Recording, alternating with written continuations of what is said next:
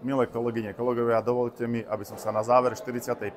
konferencie Slovenskej spoločnosti všeobecného praktického lekárstva poďakoval všetkým zúčastneným, ktorých bolo viac ako 900 lekárov a sestier, všetkým prednášajúcim, ktorí merali cestu aj zo zahraničia, z Čiech, z Poľska, aj zo Spojených arabských emirátov.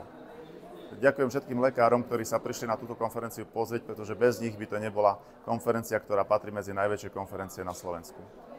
A ďakujem všetkým, že sme si mohli vymeniť odborné informácie o praxi našej. Mali sme stretnutia aj s kľúčovými partnermi, ako sú zdravotné poisťovne, sociálna poisťovňa.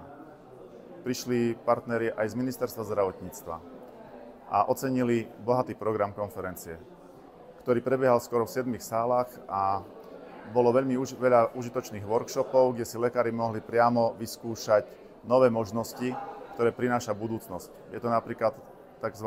Pokus, čiže sonografia v praxi všeobecného lekára. Ešte raz ďakujem a prajem všetkým zdravie a úspech v práci.